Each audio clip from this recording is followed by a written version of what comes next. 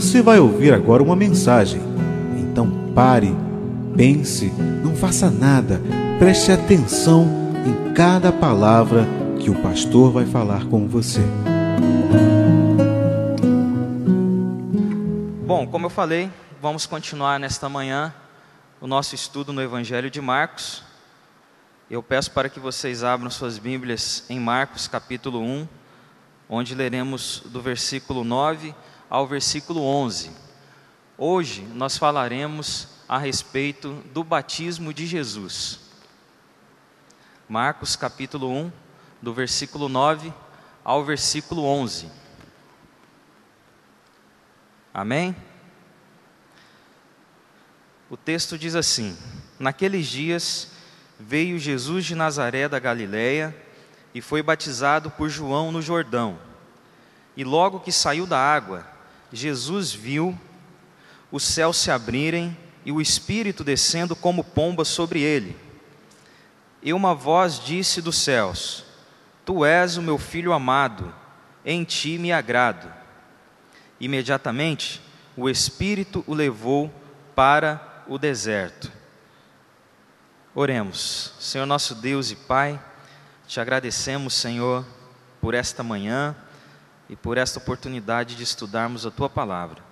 Senhor, fale conosco, fale aos nossos corações e que possamos aprender lições valiosas que vêm de Ti. Nos dirige em tudo com Teu Santo Espírito, Pai. Oramos no nome santo do Senhor Jesus Cristo. Amém. No início desta série de estudos, na semana passada, nós começamos falando a respeito do ministério de João Batista. O batismo de Jesus está ainda inserido nesse contexto do ministério de João, pois João foi o precursor de Jesus. Ele veio a este mundo para preparar o caminho do Messias, algo que já havia sido profetizado no Antigo Testamento. É importante lembrarmos, irmãos, que o Evangelho de Marcos, tradicionalmente, é datado por volta do ano 65 depois de Cristo. E a sua autoria é atribuída a João Marcos, aquele jovem que acompanhou o apóstolo Paulo na sua primeira viagem missionária, juntamente com Barnabé, conforme nós vemos em Atos capítulo 12, versículo 25. Os destinatários, ou seja, os primeiros leitores do Evangelho de Marcos, naquela época, foram cristãos não judeus, principalmente cristãos da cidade de Roma, a capital do império naquela época. Aqueles irmãos, eles passavam por um período de muita perseguição. Devemos nos lembrar que Nero havia acusado os cristãos de incendiarem Roma, colocando neles a culpa por aquela tragédia que havia acontecido, porque naquela época os cristãos não tinham uma boa reputação. Haviam muitos boatos a respeito dos cristãos. Por exemplo, que eles eram canibais. Você já imaginou isso? Porque se dizia que na celebração da ceia do Senhor se comia o corpo do Senhor. Quem fazia parte do contexto, e nós falamos isso até hoje, quem fazia parte do contexto da igreja entendia muito bem o que essa expressão queria dizer. No entanto, quem não fazia parte da igreja não compreendia isso. E muitos boatos surgiram, e um deles foi de que os cristãos eram canibais. Então, Nero, vendo que não era um grupo de boa reputação, logo colocou a culpa neles e a perseguição se intensificou. E os historiadores dizem que muitos cristãos foram queimados e foram colocados nos jardins de Nero para que a entrada da sua casa ficasse iluminada. Você já imaginou isso? Imaginou a dificuldade de ser cristão num contexto como este? Aqueles irmãos, eles precisavam conhecer a vida e a obra do Senhor Jesus Cristo. Por quê? Muitos dos apóstolos já haviam morrido. A primeira geração de cristãos já estava envelhecida. As novas gerações precisavam conhecer a vida e a obra de Jesus Cristo. E por isso surgiu a necessidade de registrar todo o ensino de Jesus, toda a sua vida, seu ministério, no papel. E então surgem os primeiros livros, surgem os primeiros evangelhos. E o primeiro evangelho, segundo os estudiosos, não é o evangelho de Mateus, como está organizado no nosso Novo Testamento, mas sim o evangelho de Marcos, por uma série de questões que não temos tempo aqui para falar. Aqueles irmãos, eles precisavam ser desafiados à fé heróica. Eles eram perseguidos, muitos se tornaram mártires, morreram por causa da causa de Cristo. Eles precisavam conhecer que Cristo e seu povo triunfariam no final. Por isso, o Senhor escolheu homens para escreverem e registrarem a vida e a obra de Jesus Cristo. Há uma grande característica, ou uma característica marcante no livro de Marcos. Enquanto Mateus registra os discursos de Jesus, a fim de transmitir os seus ensinos, o Evangelho de Marcos, ele traz não o registro dos seus discursos, mas predomina nele as ações de Jesus. Em Marcos, Jesus está sempre fazendo alguma coisa. Ele está sempre andando daqui para ali.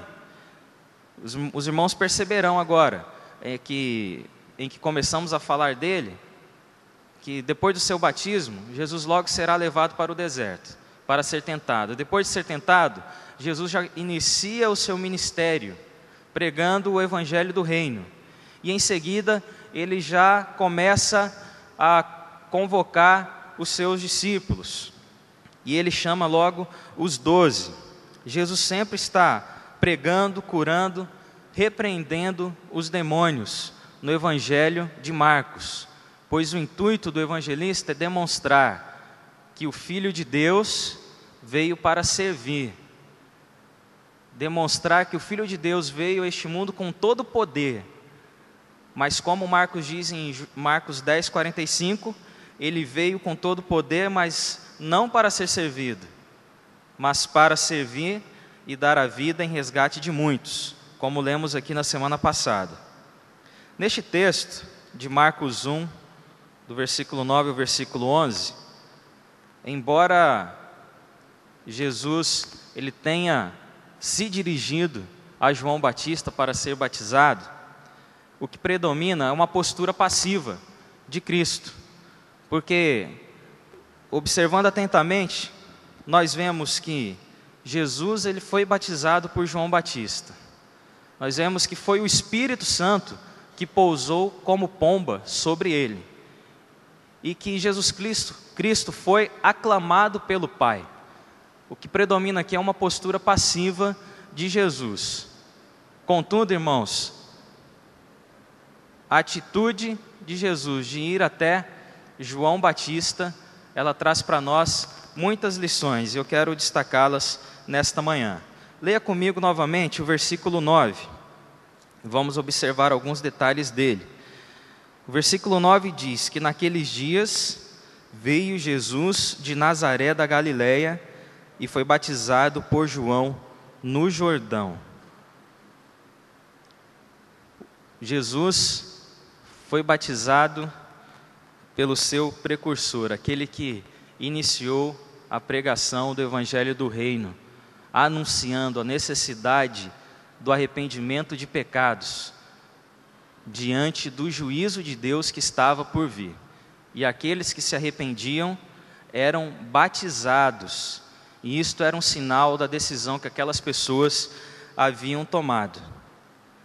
Pessoas de várias regiões procuravam João. Eu imagino várias caravanas de peregrinos caminhando até João Batista para ouvir a sua mensagem diante da sua fama que tomou conta de toda aquela região. E o capítulo 1 nos fala, no versículo 5, que pessoas de toda a Judéia que era a região central do judaísmo, pessoas que moravam em Jerusalém, onde estava situado o templo do Senhor, era a cidade santa. Muitas pessoas procuravam João Batista e saíam de Jerusalém. No entanto, Jesus não veio de nenhum destes lugares. Marcos nos diz que Jesus, ele veio do norte da Palestina. Ele veio de um lugar chamado Nazaré, que não é citado pelos escritores até aqui, pela palavra de Deus até aqui. Um lugar que na sua época era insignificante. E para ser identificado precisava de mais uma outra informação. Nazaré de onde? Nazaré da Galileia. Jesus, ele veio de um lugar que não tinha uma boa fama.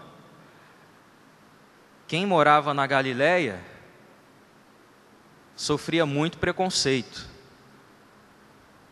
Os judeus, no seu capricho religioso, discriminavam o povo da Galileia, porque eles já estavam numa região onde havia uma mistura muito grande, um relacionamento muito próximo com os gentios. Por isso, toda pessoa que morava ali era discriminada pelos judeus.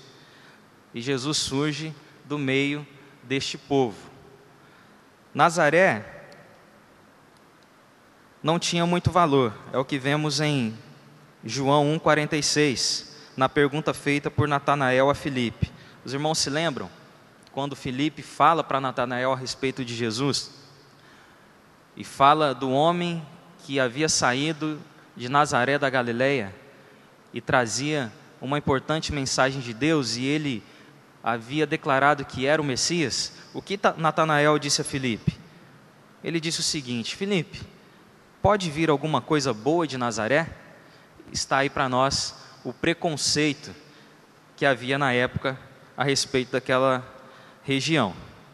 Marcos capítulo 1, versículo 4, diz que João realizava o batismo de pessoas arrependidas de seus pecados. Isso deve nos chamar a atenção, irmãos, e devemos fazer uma pergunta aqui.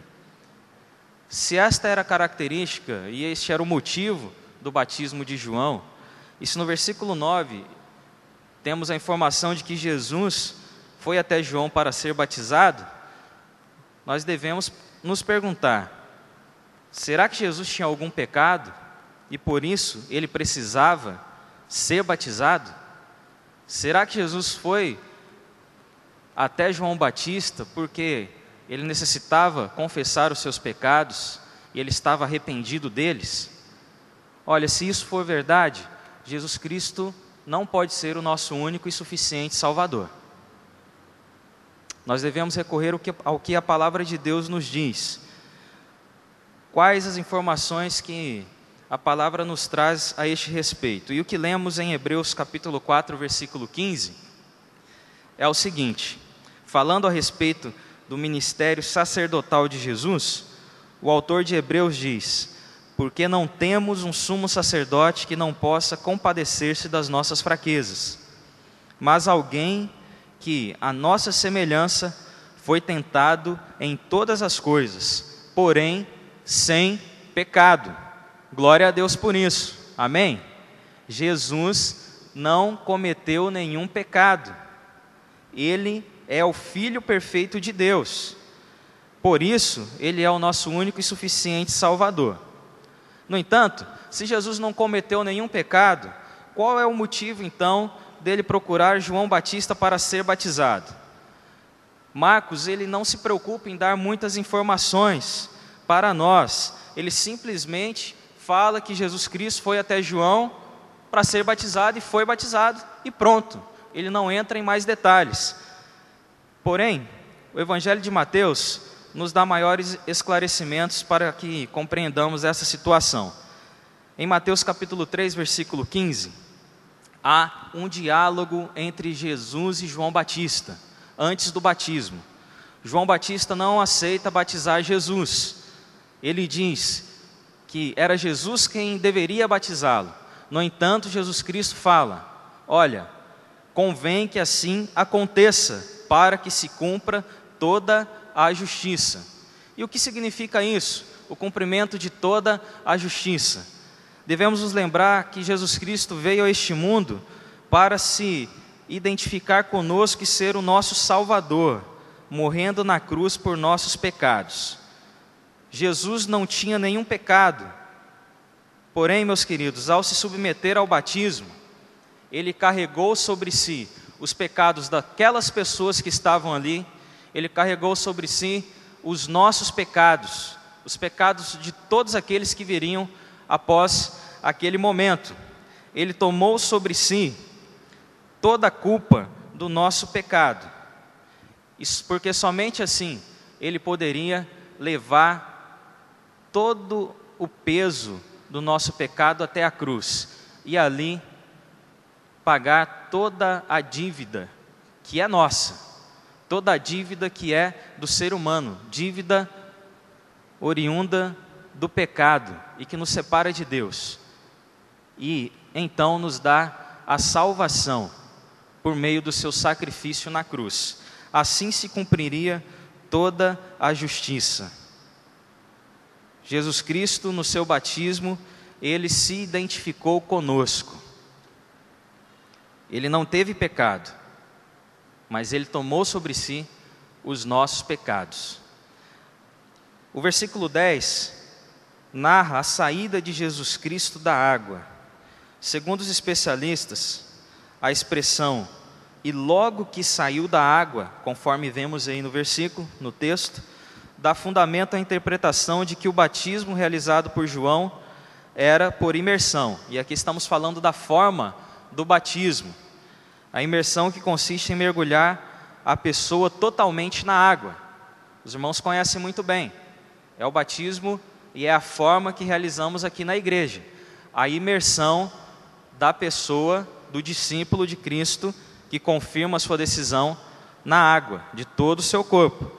Além disso, além dessa expressão, o texto utilizado no grego, ou o vocábulo utilizado no texto grego, a língua na qual foi escrito o Novo Testamento, é baptizo, que significa literalmente mergulhar.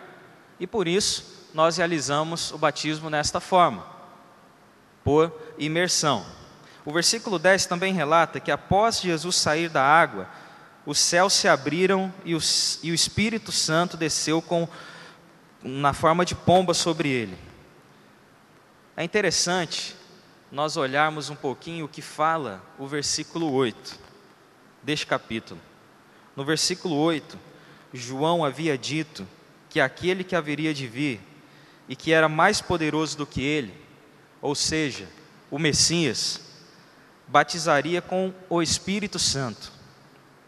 Logo, Jesus, aquele que batizaria com o Espírito Santo, pois ele é o Messias, Jesus não era carente do Espírito. Por isso, devemos entender que o Espírito não veio do céu para efetuar algo sobre Jesus. Jesus não era carente dele, mas o Espírito veio do céu e pousou como pomba sobre Jesus. E aí os especialistas, os comentaristas dizem muita coisa, não dá tempo de nós comentarmos aqui, mas há algo interessante falando a respeito do encerramento da revelação de Deus, desde os tempos de Malaquias até os tempos de Jesus, um período de cerca de 400 anos, onde Deus havia se calado, não falava mais com os homens. A descida do Espírito Santo como pomba sobre Jesus representava, e a expressão utilizada no texto grego é muito mais forte do que simplesmente ver o céu se abrindo. É como se Jesus tivesse visto o céu se rasgando e o Espírito agora fazendo uma nova ligação entre o céu e a terra, e mostrando que agora Deus estava ali, entre os homens, por meio do seu Espírito. na pessoa do Senhor Jesus Cristo. O Espírito Santo, então, naquele ato de repousar sobre Jesus na forma de pomba, representava isso, a autenticação do Espírito sobre tudo aquilo que estava acontecendo ali. E nisto, há uma profecia de Isaías que fala a respeito dessa presença do Espírito Santo na pessoa de Jesus e sobre a sua obra. Isaías 61, versículos 1 e 2, onde o texto nos diz assim: o Espírito do Senhor Deus está sobre mim, porque o Senhor me ungiu para pregar boas novas aos oprimidos.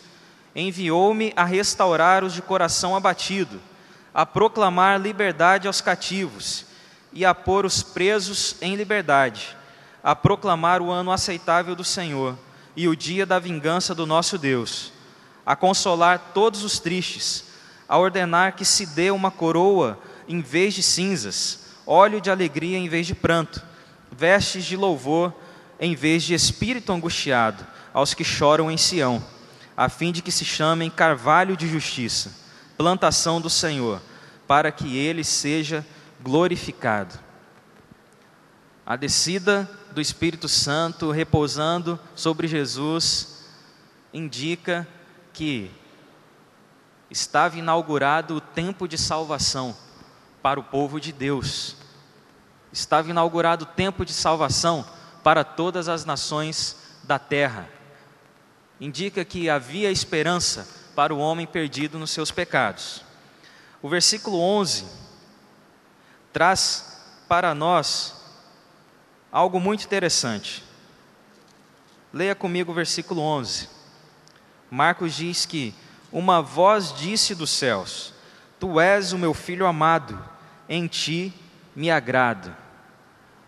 Esta é a voz do Pai, esta é a voz de Deus, que aclama o Filho como o seu Filho amado. De acordo com o Dr. Clayton Kunz, que é pastor e é professor de teologia, ele é doutor em teologia, professor na Faculdade Batista Pioneira, lá no sul do Brasil.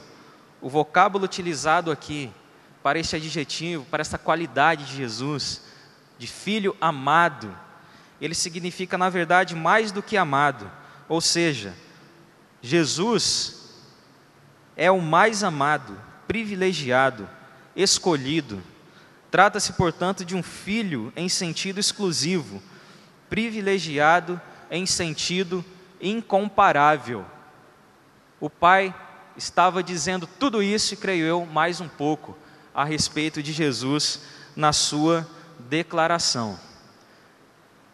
Diante destas coisas, meus irmãos, qual o significado do batismo de Jesus para nós hoje? Que lições devemos aplicar nas nossas vidas?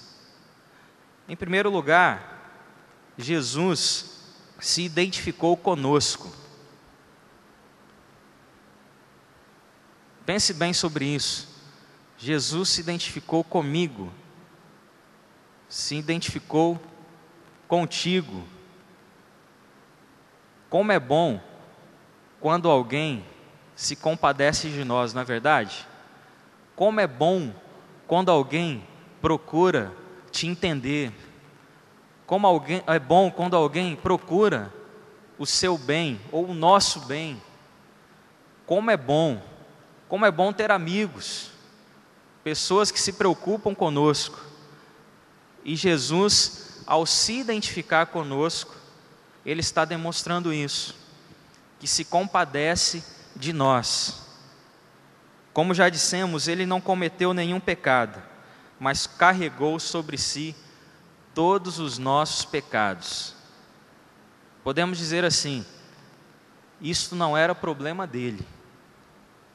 Jesus poderia continuar na sua glória nos céus. Ele não tinha nada a ver com isso. Mas Ele comprou a nossa causa. E Ele decidiu vir a este mundo e comprar toda a dívida que era nossa. E Ele pagou um alto preço. O preço do seu próprio sangue que foi derramado na cruz, a fim de nos dar a salvação. Em segundo lugar, se Jesus Cristo se identificou conosco, nós também precisamos nos identificar com Ele. Não adianta dizermos que cremos em Jesus Cristo como aquele que morreu na cruz para nos dar a salvação, como aquele que ressuscitou ao terceiro dia, se nós não nos identificamos com Ele. Tiago fala na sua carta que os demônios também creem em Deus, creem em Cristo. Como se falasse assim: ah, você crê? E daí? Se você não tiver uma atitude que demonstre o seu compromisso com Cristo, isso não significa nada. Se você não demonstra que se identifica com Jesus, estar num culto, em uma igreja, carregar uma Bíblia debaixo do braço, ter um comportamento religioso, não significa nada. Você está comprometido com Cristo? E neste sentido, quando o discípulo de Jesus, ele é batizado, a palavra diz que ele se identifica com Jesus. Mas, meus irmãos, não pelo ato em si, o ato é simbólico, porque o ato do batismo representa algo que já aconteceu no coração daquela pessoa. Ela já tomou a decisão de seguir a Cristo, de se identificar com Ele, de se submeter a Ele. Romanos capítulo 6, versículo 4 diz que, portanto, fomos sepultados com Ele na morte pelo batismo, para que, como Cristo foi ressuscitado dentre os mortos pela glória do Pai, assim andemos nós também em novidade de vida. Quando o crente é batizado, ele se identifica com Cristo.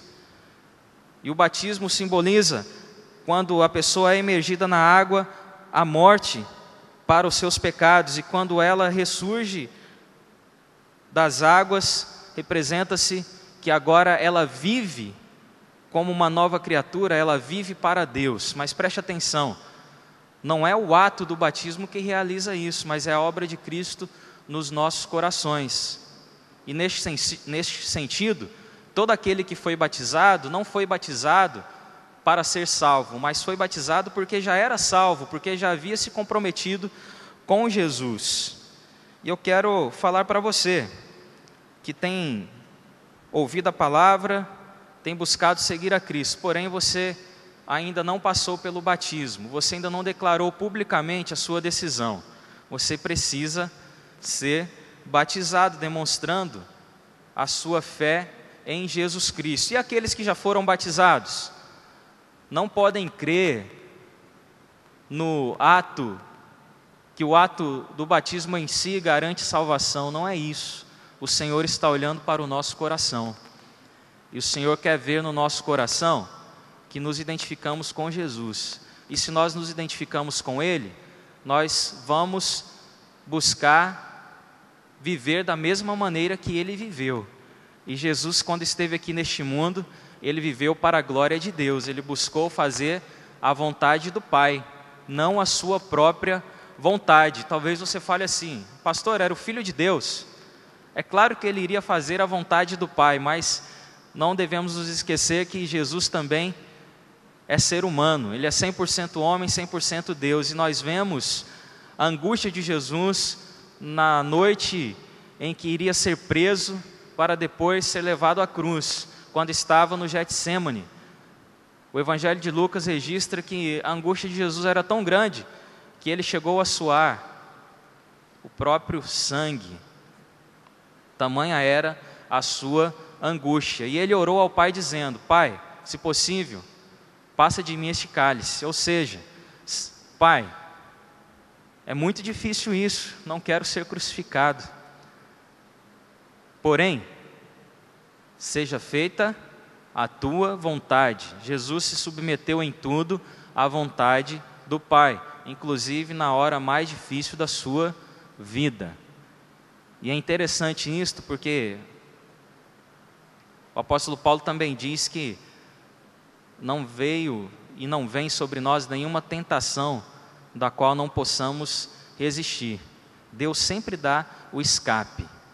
Muita gente dá a desculpa: olha, eu pequei porque a tentação foi maior do que eu.